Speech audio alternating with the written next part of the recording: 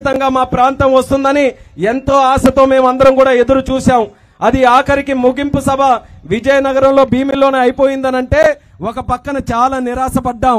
అయ్యో మా యువ నాయకుడు నారా లోకేష్ గారిని మేము చూడలేకపోయాం, ఆయనతో కలిసి నడవలేకపోయామన్న బాధ ఉన్నా మాట మీద నిలబడి మీరు ఆ రోజు మాటిచ్చారు, మా శ్రీకాకుళం జిల్లా వస్తామని మాట మీద నిలబడి ఈ రోజు మళ్ళీ మా జిల్లాకి మా నియోజకవర్గానికి వచ్చి మా ప్రజల్లో ఇంత ఉత్సాహం నింపినందుకు ప్రత్యేకమైనటువంటి ధన్యవాదాలు లోకేష్ అన్న గారికి తెలియజేస్తున్నాం. ఈ రోజు చూశారు ఏ రకంగా మీ రాకతో శ్రీకాకుళం నియోజకవర్గం పులకరిస్తుందో, ఎంత ఉత్సాహంగా మా కార్యకర్తలు ఈ రోజు కదలి వస్తున్నారో. ఒక ఆడపడుచులే కాదు, మహిళలతో పాటు రైతులు గాని యువకులు గాని ప్రతి ఒక్కరు కూడా ఈ రోజు కలిసికట్టుగా ఈ యొక్క సభని ఇంత విజయవంతంగా ముందుకు వచ్చారనంటే అందరి చూపు మీ మీద ఉంది, అందరి తాలూకా ఆశ కూడా మీ మీద ఉందనేది కూడా లోకేష్ అన్న గారికి ఈ సందర్భంగా తెలియజేసుకుంటున్నాను. లోకేష్ అన్న గారు ఈ రోజు రావడానికి ముఖ్యమైనటువంటి కారణం ఈ రాష్ట్రం సర్వనాశనం అయిపోయేటటువంటి స్థితిలో నుంచి మళ్ళీ గాడిలో పెట్టి ఆంధ్రప్రదేశ్ రాష్ట్రాన్ని దేశంలోనే ఒక నంబర్ 1 రాష్ట్రంగా తయారు చేయడానికి నేను అందరికంటే ముందుండి కష్టపడతానని యువగలం పాదయాత్రలో ఒక యువకుడుగా దేశ స్థాయిలో ఎవరు కూడా సాహసం చేయలేదు.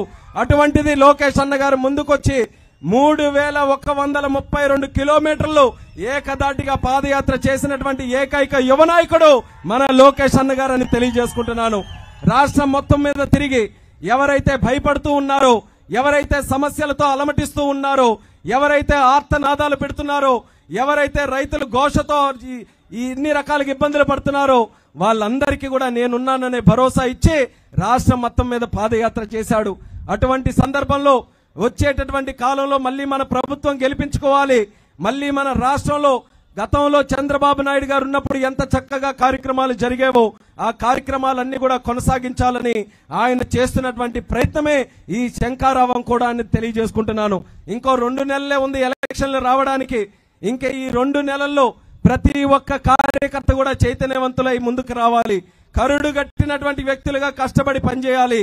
ఈ మూర్ఖుడు జగన్మోహన్ రెడ్డి ఎన్ని రకాలైనటువంటి మైండ్ గేమ్స్ ఆడినా సరే దాన్ని తిప్పికొట్టేటటువంటి సత్తా ప్రతి కార్యకర్తలో కూడా ఉండాలనే ఆలోచనతో ఈ రోజు ఈ కార్యక్రమాన్ని నిర్వహించడం జరుగుతుంది. మన శ్రీకాకుళం నియోజకవర్గానికే వస్తే ఇప్పుడే అమ్మ లక్ష్మీదేవి గారు చెప్పారు, ఆవిడ శాసనసభ్యురాలుగా ఉన్నప్పుడు ఎన్ని రకాలైనటువంటి అభివృద్ధి కార్యక్రమాలు మన నియోజకవర్గంలో చేసుకున్నాం. కోట్ల రూపాయల నిధులు మన నియోజకవర్గానికి తీసుకొని వచ్చి రైతులకి గాని యువకులకి గాని మహిళలకి గాని మన ప్రాంతంలో ఉన్నటువంటి ప్రతి వ్యక్తికి అనుకూలంగా ఎన్నో కార్యక్రమాలు మనం చేయడం జరిగింది. మన పట్టణాన్ని ఆ రోజు మున్సిపాలిటీగా ఉంటే కార్పొరేషన్ స్టేటస్ ఇచ్చినటువంటి నాయకుడు కూడా నారా చంద్రబాబు నాయుడు గారని గుర్తు చేస్తున్నాను. దాని ద్వారా అదనంగా నిధులిచ్చి మన కార్పొరేషన్ లో ఎన్నో బ్రహ్మాండమైన అభివృద్ధి కార్యక్రమాలు మనం చేసుకోగలిగాం. సీసీ రోడ్స్ గాని, బిల్డింగ్స్ గాని, వీధి దీపాలు గాని, ఇలా కార్పొరేషన్ స్థాయిలో కావాల్సినటువంటి అన్ని బేసిక్ కమ్యూనిటీస్ కూడా ఆ రోజు చంద్రబాబు నాయుడు గారు ముఖ్యమంత్రిగా ఉంటే ఆ కార్యక్రమాలన్నీ కూడా చేశాం. మన గ్రామీణ ప్రాంతాలు ఇటు గ్రార మండలం గాని శ్రీకాకుళం రూరల్ మండలం వెళ్తే ముఖ్యంగా రైతులకి సంబంధించి బైరుదేశి గడ్డ, ఆ గడ్డలో ఇసుకెత్తుకోవడమే గాని వైసీపీ నాయకులకి ఎప్పుడు కూడా నీరు ఎలా పారించాలనేది ఎవరికీ తెలిసేది కాదు. మళ్ళీ మన ప్రభుత్వం వచ్చిన తర్వాత ఆ గడ్డని బాగు చేసి గార ప్రాంతంలో ఉన్నటువంటి శివారు భూములకు కూడా నీరు అందించినటువంటి ఘనత మన తెలుగుదేశం పార్టీ అనేది కూడా ఈ సందర్భంగా తెలియజేస్తున్నాను. ఎప్పుడైతే మళ్ళీ ప్రభుత్వం మారిందో మళ్ళీ ఇసుక అందులో పడి ఒక్క చొక్క నీరు కూడా ఈ రోజు అందే పరిస్థితి లేదు. ఏ వాటర్ స్కీమ్ కూడా సక్రమంగా పనిచేసే పరిస్థితి లేదు. ఆఖరికి రోడ్డుల తాలూకు దుస్థితి. హెడ్ క్వార్టర్ నియోజకవర్గం మళ్ళీ చెప్పుకోవాలంటే శ్రీకాకుళం. మళ్ళీ ఇక్కడ నుంచి గెలిచినటువంటి ఎమ్మెల్యే ఈ రోజు మంత్రిగా కూడా ఈ రోజు శాసిస్తున్నారు.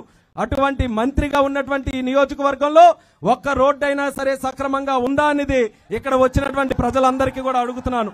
ఎంత గొప్పగా ఈ రోజు రోడ్డులు ఉన్నాయనంటే మనం రోడ్డుల మీద ఇచ్చేస్తే ఇంటికి వెళ్తామో లేదో తెలియదు కానీ ఏకంగా నరకానికి వెళ్లడం మాత్రం ఖాయంగా అన్నట్టుగా ఈ రోజు జిల్లాలో ఉన్నటువంటి రోడ్డులన్నీ కూడా తయారయ్యాయి. అందులో ముఖ్యంగా మన శ్రీకాకుళం నుంచి ఆమ్దలవలస వెళ్లేటటువంటి రోడ్డు, దానికి పాలకండ రోడ్డు అంటాం కానీ అది డిటి రోడ్డు. అది అంటే ధర్మాన తమ్మినేని రోడ్డు. వాళ్ళిద్దరే సమాధానం చెప్పాలా డిటి రోడ్డు తాలూకు పరిస్థితి ఏంటండి. ఒక పక్కన ఈయనేమో మంత్రిగా ఉన్నారు, మరొక పక్కన ఆయనేమో సభనే శాసించే సభాపతిగా ఉన్నారు. కానీ 2 ప్రాంతాల మధ్యలో ఉన్నటువంటి రోడ్డుకి మాత్రం దిక్కు దివానా లేకుండా ఈ రోజు ఉంది. ఎంతమంది ఈరోజు ఆరోగ్యాలు పాడు చేసుకున్నారు, ఎంతమంది ఈరోజు మృత్యుకి చేరువయ్యారు.